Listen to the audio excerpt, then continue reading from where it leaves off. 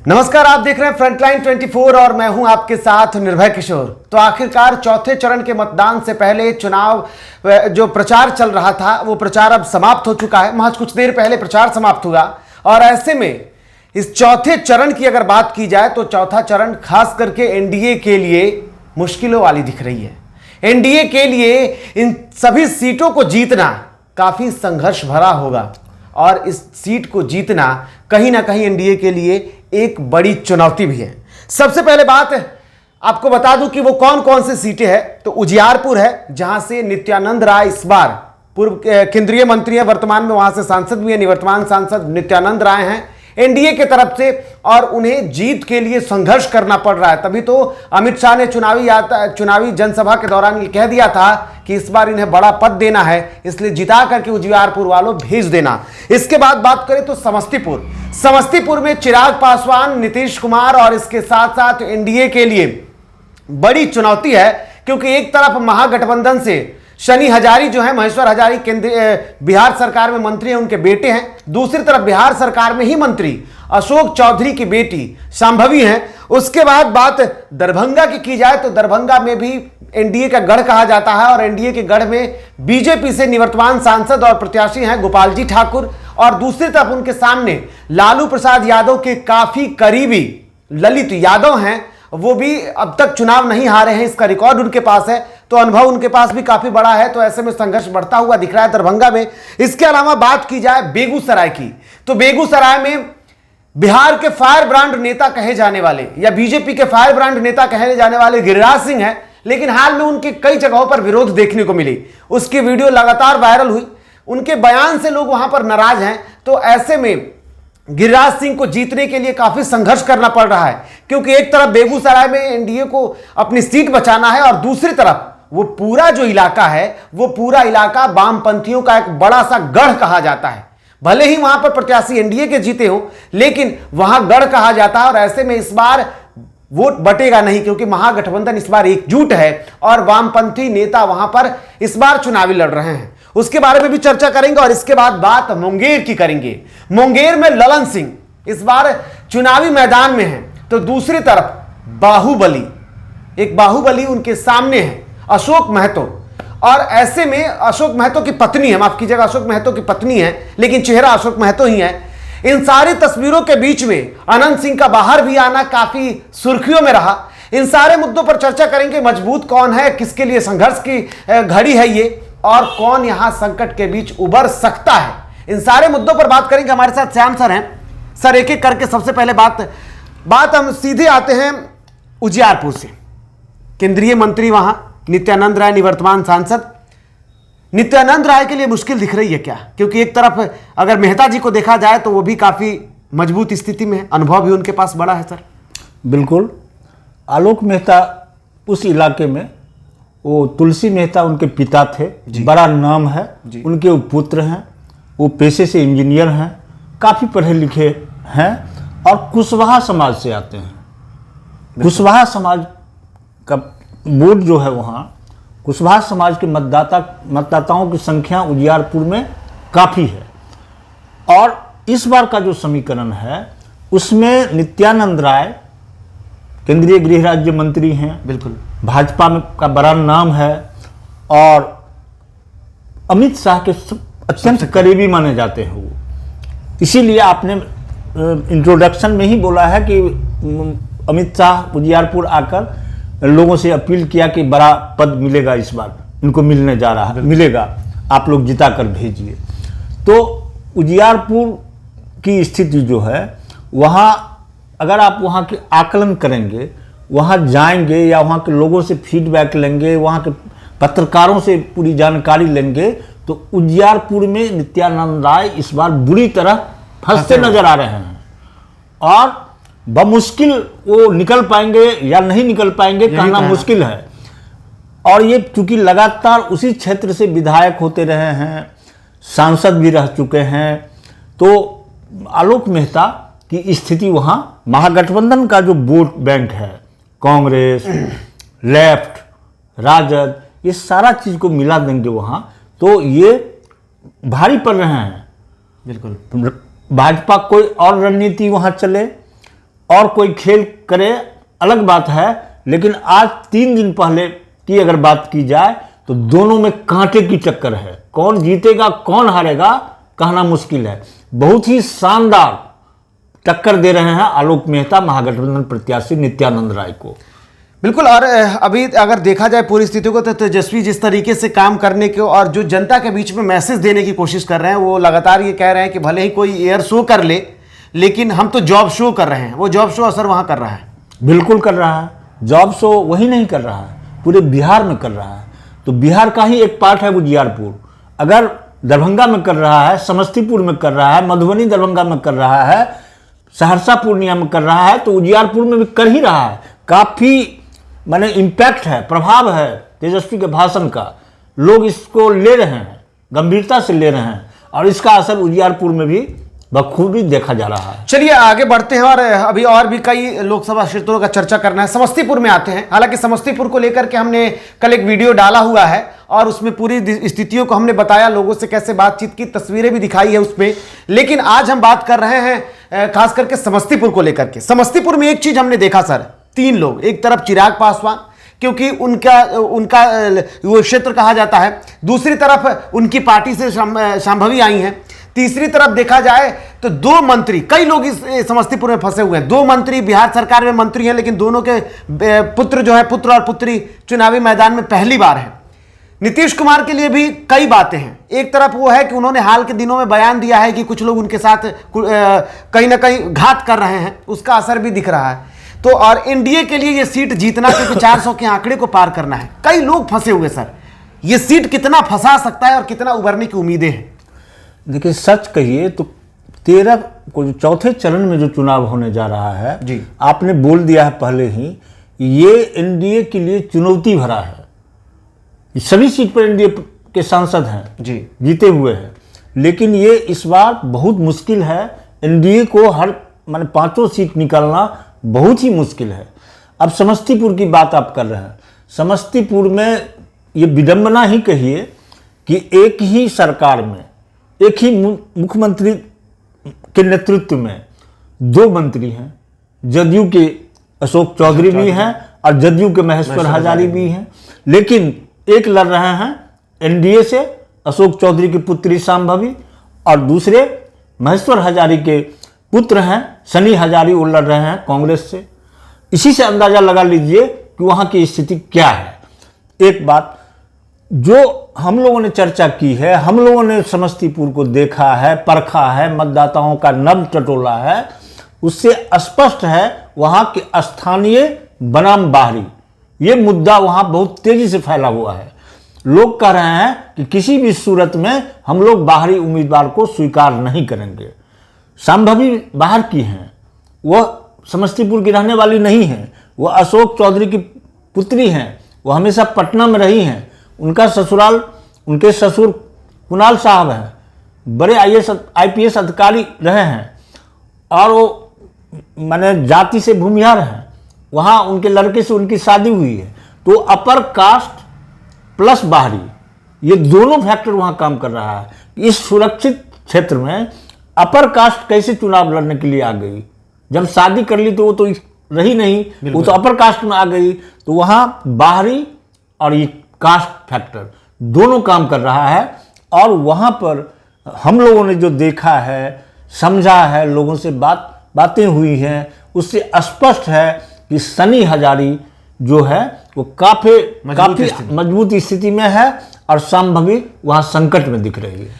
तो चलिए, समस्तीपुर में जो भी होगा, अब आगे आने वाला कुछ घंटा जो है, इस कुछ घंटे में जिस तरीके की भी स्थितियां बन पाएंगी, वो चाहे एनडीए की तरफ से की जा रही हो, बीजेपी की तरफ से की जा रही हो, जेडीयू की तरफ से की जा रही हो, या फिर स्वतंत्र रूप से प्रत्याशी के तौर पर किए जा रहे हैं, जो भी हो, लेकिन अब ये आने वाले कुछ घंटों की रणनीतियां तय कर पाएंगी कि अब 13 तारीख को वोट होना है, और ऐसे में उसके लिए क्या कुछ तस्वीरें बदल पाती है। बात अब दरभंगा की कर लेते हैं। दरभंगा को लेकर के भी हमने एक स्पेशल वीडियो बनाया हुआ है और आप देख सकते हैं, वहां समीकरण को बताया है। ज्यादा लंबा बात नहीं करके सीधे दरभंगा पे आते हैं। दरभंगा में 2 चेहरा लड़ाई, तो आमने सामने की लड़ाई है। एक तरफ महागठबंधन और दूसरी तरफ एनडीए से बीजेपी के गोपाल जी ठाकुर हैं और दूसरी तरफ ललित यादव हैं आरजेडी से। सर, दोनों के बीच में स्थितियां देखिए, मजबूत स्थिति में कौन? देखिए, ऊपरी तौर पर अगर देखा जाए, शहर जमी पर अगर देखा जाए तो गोपाल जी ठाकुर ललित यादव से कुछ आगे निकलते हुए दिख रहे हैं। लेकिन गोपाल जी ठाकुर के साथ समस्या है कि वहाँ जितने एनडीए के प्रत्याशी हैं, विधायक हैं, बिल्कुल वो मैंने जीते हुए विधायक हैं, तो पता नहीं जितना एक्टिव होना चाहिए, जितना समर्पण होना चाहिए, पार्टी में है, काम कर रहे हैं, लेकिन किसी न किसी रूप में दिख रहा है वहाँ कि गोपाल जी ठाकुर से वो लोग बहुत खुश नज़र नहीं आ रहे हैं, या जितने तत्परता से फिर क्षेत्र में काम करना चाहिए। न सुनील चौधरी को हमने देखा कि वो मंच तक के नज़दीक तक आए, फिर लौट गए, बिल्कुल गोपाल जी ठाकुर से मिले भी नहीं।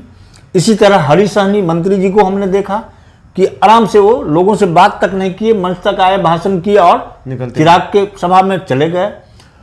और जो संजय सरावगी हैं, या गौरव बौराम की विधायिका हैं, या अलीनगर के विधायक हैं, इन लोगों को नहीं देखा जा रहा है कि वो सक्रिय हैं, काफ़ी सक्रिय हैं।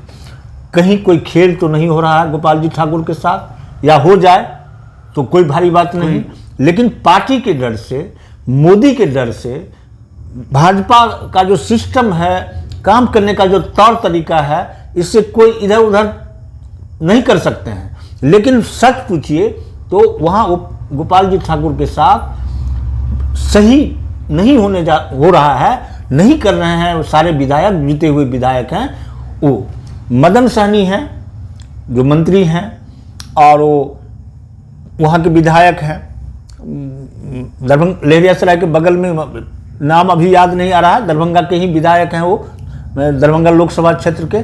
उनका समर्पण है, वो काफ़ी जदयू के विधायक हैं, लेकिन वो अपने क्षेत्र बहादुरपुर विधानसभा में वो काफ़ी मेहनत कर रहे हैं, लोगों से मिल रहे हैं, अपने लोगों को एकत्रित कर रहे हैं, एकजुट कर रहे हैं, गोलबंद कर रहे हैं। ये स्थिति अन्य जगहों पर नहीं देखा जा रहा है। अब रही ललित यादव की बात, तो ललित यादव पहली बार चुनाव लोकसभा का लड़ रहे हैं। लालू और तेजस्वी ने प्रयोग किया है, कांग्रेस भी चाहती थी दरभंगा सीट लड़ना चाहती थी, लेकिन लालू ने अपने पहलवान को, अपने हनुमान को उतार दिया है ललित यादव के रूप में। ललित यादव दरभंगा में एक बड़ा नाम है।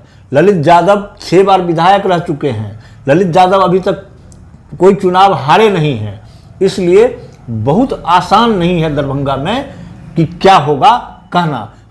इतना जरूर है कि सतही तौर पर, जमीनी स्तर पर अगर देखा जाए तो भाजपा महागठबंधन, चलिए भाजपा महागठबंधन भारी है, ये सबसे बड़ा मुद्दा है, और ऐसे में तस्वीरें क्या होंगी ये देखना होगा। बात बेगूसराय की कर लेते हैं। बेगूसराय में गिरिराज सिंह है। गिरिराज सिंह बीजेपी के फायर ब्रांड नेता के तौर पर जाने जाते हैं, पूर्व केंद्रीय मंत्री भी रहे हैं, और स्थितियां बखूबी आप समझ सकते हैं। उनको लेकर के सिर्फ बिहार में ही नहीं बल्कि पूरे देश में बयानों के लिए भी जाने जाते हैं। उनके बयान भी लगातार ऐसे रहते हैं, और आज भी उन्होंने हाल के दिनों में कई और बयान भी दिए हैं।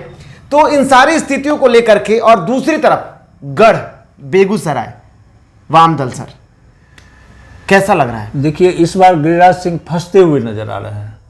वो चारों तरफ से घिर गए हैं, अपनों से घिरे हुए हैं, और जो विपक्ष के हैं उनके साथ सामने खड़ा है उनसे भी घिरे हुए हैं। फायर ब्रांड लीडर हैं, विवादित बयान देने में वो काफ़ी चर्चित रहते हैं हमेशा। बिल्कुल। और हिंदू मुस्लिम का जो ये देख रहे हैं उसमें भी वो सबसे आगे रहते हैं, दिखने वाले अपने बयानों के लिए। बयानों के लिए ये इन सब सारी बातों की चर्चा आपने कर दी है जी। वहाँ की जो स्थिति है, वहाँ इनके सामने बहुत मजबूत कैंडिडेट नहीं है। वहाँ सीपीआई के अवधेश कुमार जी हैं, अवधेश सिंह हैं, वहाँ मैंने महागठबंधन ने उतार दिया है। बिल्कुल। कन्हैया कुमार को लेकर काफ़ी चर्चा चल रही थी, लेकिन आनन फानन में लालू तेजस्वी ने वहाँ सीपीआई को ये सीट देकर के सिंबल भी बोल दिया गया कि आप दे दीजिए। बिल्कुल। तो इसको लेकर भी काफ़ी बवाल हुआ था, काफ़ी चर्चाएं हुई थी देश भर में। लेकिन इस बार गिरिराज सिंह की जो बात कर रहे हैं आप, तो गिरिराज सिंह के सामने राकेश सिन्हा राज्यसभा सांसद रहे हैं, वो वहाँ के रहने वाले हैं, वो चुनाव लड़ना चाहते थे।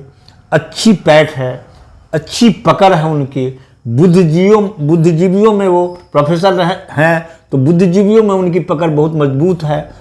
तो उन्हें टिकट काटकर फिर से गिरिराज सिंह को उतार दिया गया। एक बोगो सिंह जदयू के नेता है वहाँ, बिल्कुल। तो वहाँ बोगो सिंह हार गए चुनाव महज मामूली मतों से। पिछली बार बोगो सिंह खुला चुनौती दे दिया है इनको, गिरिराज सिंह को। मजबूत हैं, अपने मटिहानी से वो विधायक होते हैं, पूर्व विधायक हैं, उन्होंने खुली चुनौती दे दी है गिरिराज सिंह को। ये अपनों से ही घिरे हुए नजर आ रहे हैं, काफी विरोध हो रहा है वहाँ। बिल्कुल। आपने आपने देखा होगा कि जहां जहां वो गए हैं लोगों ने विरोध किया है। विरोध के कई कारण हैं, एक कारण नहीं अनेक कारण हैं। अनेक कारण, बिल्कुल। एक तो हो गया ये अपनों से घिरे हुए हैं। दूसरा फैक्टर है कि पिछले चुनाव को अगर याद करें तो वहां से कन्हैया कुमार लड़े थे लेफ्ट से, और आरजेडी के प्रत्याशी, आरजेडी के प्रत्याशी थे। वोट बट गया था, वोट बटा था और ठीक ठाक वोट बट गया था, बहुत अच्छा, बिल्कुल। बहुत अच्छी संख्या में वोट बट गए थे। लेकिन इस बार दोनों वोट एक साथ है। बिल्कुल, ये फैक्टर और बड़ा है। गिरिराज सिंह बहुत ही आफियत में नहीं है, सहज नहीं है, काफी तनाव में है। पूरा देखा जाए तो पिछले चुनाव में भी उतने बेहतर स्थिति में नहीं थे। अगर वोट नहीं बटा होता तो पिछले चुनाव में ही वो मात खा जाते, लड़खड़ा जाते। बिल्कुल। लेकिन इस बार उनकी स्थिति काफी और फंसी हुई इस बार इस पूरी स्थितियों को तेजस्वी ने या लालू यादव ने बखूबी समझा है और उस रणनीति पर ही वो काम कर रहे हैं। बिल्कुल बिल्कुल। तो चलिए, अब कुल मिलाकर देखें तो बेगूसराय का सीट भी लगभग एनडीए के लिए बचाना जरूरी है, क्योंकि उनका गढ़ कहें या गिरिराज सिंह को अगर वापस एक बार फिर से केंद्र में लेके जाना है तो गिरिराज सिंह के लिए एनडीए संघर्ष कर रही है। और ये संघर्ष इसलिए कर रहे हैं क्योंकि अपनों से गिरिराज सिंह घिरे हुए हैं। अब एक और नाम, और वो आखिरी सीट है, वो सीट है मुंगेर का। मुंगेर, ललन सिंह हाल के दिनों में कहिए अपने पद से इस्तीफा दिया। जेडीयू के राष्ट्रीय अध्यक्ष थे, लेकिन नाराजगी कहें या जिस भी कारण से कहें, ललन सिंह ने अपने पद से इस्तीफा दे दिया। आरसीपी सिंह के हटने के बाद ललन सिंह को बड़ी जिम्मेदारी दी गई थी। उसके बाद जो तस्वीरें रही वो खुद सदन में जब दिल्ली का बिल आया था तब अमित शाह से लड़ते हुए भी दिखे थे। सबसे ज्यादा विरोधाभास अगर किसी का दिखा था तो ललन सिंह का दिखा था, जब 17 महीने के कार्यकाल में नीतीश कुमार महागठबंधन के साथ से हाल के दिनों में, तब सदन में यह बहस कोई लोग भूले भी नहीं होंगे और यह तीखी नोकझोंक भी दिखी थी। लेकिन अचानक जब सब कुछ एक साथ हुआ, जब सब सेट हुआ, तो ललन सिंह आज फंसते हुए दिख रहे हैं। कारण जो भी हो, विकास का मुद्दा हो, क्षेत्र में नहीं जाना हो, या फिर उनके सामने इस बार जो आरजेडी ने प्रत्याशी उतारा है वो प्रत्याशी भी आसान नहीं है। और ऐसे में अब ललन सिंह के लिए कहीं ना कहीं अनंत सिंह को सर जेल से बाहर निकाला गया है। बिल्कुल बिल्कुल। देखिए, मुंगेर की बात आपने की है। मुंगेर लोकसभा में ललन सिंह जदयू के का बड़ा नाम है, बिल्कुल, बड़े नेता है। वो राष्ट्रीय अध्यक्ष भी थे। बड़े ही नाटकीय ढंग से उनको वो पद से हटे हैं। इसके पीछे हम लोग नहीं जाएंगे क्या कारण रहा है। और सही बोले हैं कि जब इंडिया गठबंधन बना था और ये महागठबंधन के साथ थे नीतीश कुमार, तो बड़ी प्रखर, बड़े ही माने तीखे स्वर में ललन सिंह बीजेपी के खिलाफ बोलते थे, मोदी के खिलाफ। अमित शाह से लड़ाई भी हुई थी, अमित शाह से सदन में लड़ाई हो गई थी। बिल्कुल। वो काफी बहुत दिन नहीं हुआ है। हाँ, बिल्कुल बिल्कुल, महज कुछ महीने हुए हैं। और उसमें जो क्या कहते हैं, ललन सिंह के सामने जो प्रत्याशी लालू यादव ने उतार दिया है, उस प्रत्याशी को उतारा है जो 17 साल जेल में रह के आया है, अशोक महतो। बिल्कुल। वो शादीशुदा नहीं थे, लेकिन जब वो टिकट मांगने गए या लालू से मिलने गए तो उन्हें कहा गया कि तुम शादी कर लो, फिर देखते हैं। अचानक ये सब कुछ अचानक सब रातों रात हुआ और अनीता कुमारी या अनीता देवी के नाम की लड़की से उनकी शादी हो गई। लड़की क्या, वो महिला है, काफी एजेड है, उनसे शादी हुई। और हमेशा ये वहाँ वर्चस्व की लड़ाई होती रही है, बरसों पुरानी बात कर रहे हैं आपको। मैंने वहाँ रणवीर सेना का नाम सुने होंगे। बिल्कुल बिल्कुल। तो इससे लड़ाई लड़ते रहे अशोक महतो, माने नरसंहार होता रहा। और ये पिछड़ों की राजनीति, पिछड़ों की लड़ाई लड़ते रहे अशोक महतो।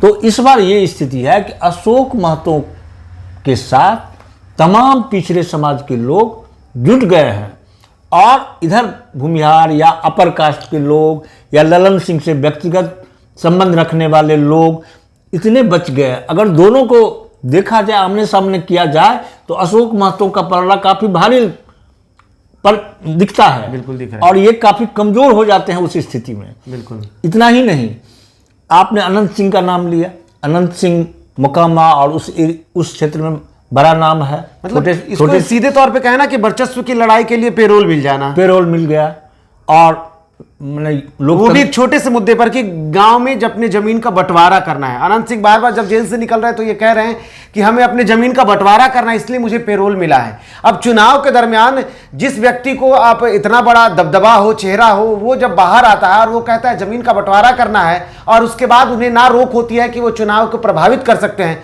बल्कि कोर्ट से भी ये सवाल होना चाहिए कि आखिर में इस दरमियान, हालांकि हम कोर्ट पर कुछ नहीं बोल सकते और चुनाव आयोग खुद सक्रिय है, वो स्थितियों को देख रहा है। बजाते अनंत सिंह लगातार लोगों से मिल भी रहे हैं और ये कह भी रहे हैं कि 5 लाख वोट से ललन सिंह जीत रहे हैं। आप ये देख लीजिए, यही अनंत सिंह है और यही ललन सिंह है जो पिछले चुनाव में आमने सामने थे, आरजेडी के सामने, और एक दूसरे पर क्या चल रहा था बयानबाजी, ये अभी लोग भूले भी नहीं हैं। बिल्कुल।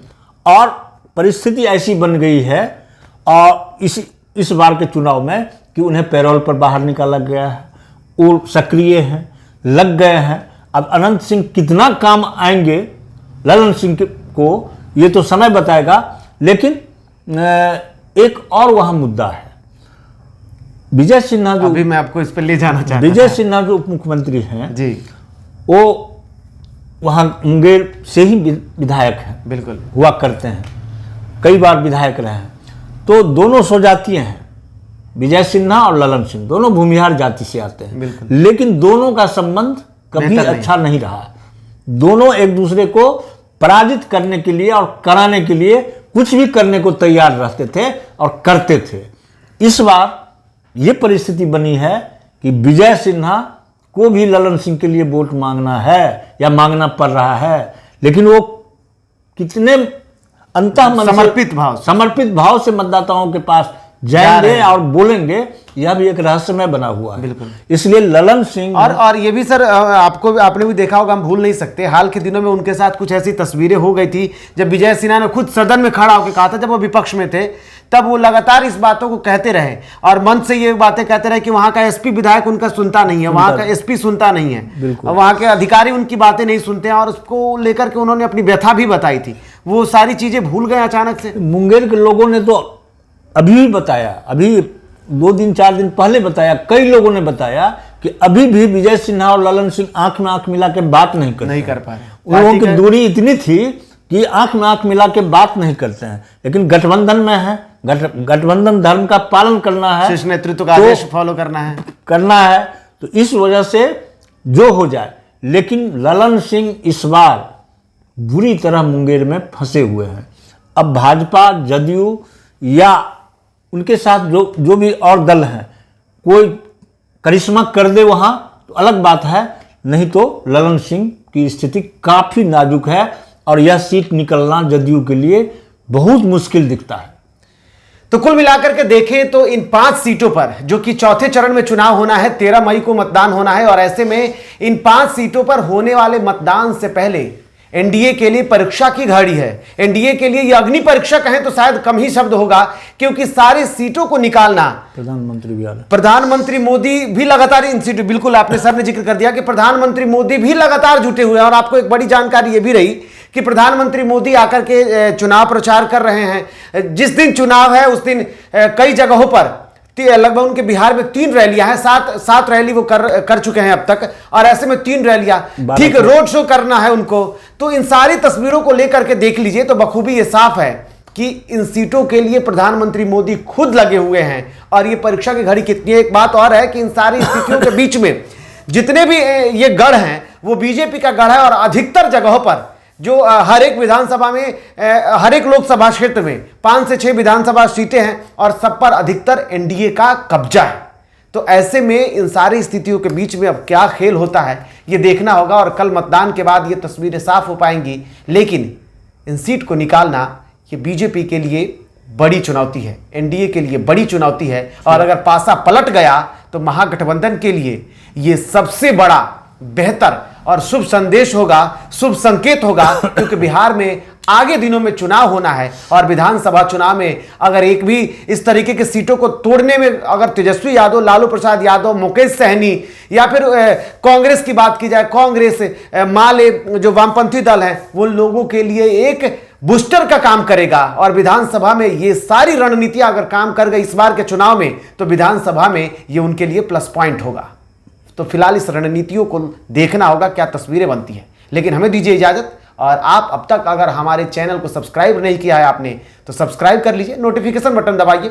फेसबुक पर भी आप फ्रंटलाइन 24 पे जाइए और फॉलो कीजिए, वहां पर इस तरह की बेहतर खबरें, शानदार खबरें हम आप तक लेकर आते रहते हैं। नमस्कार।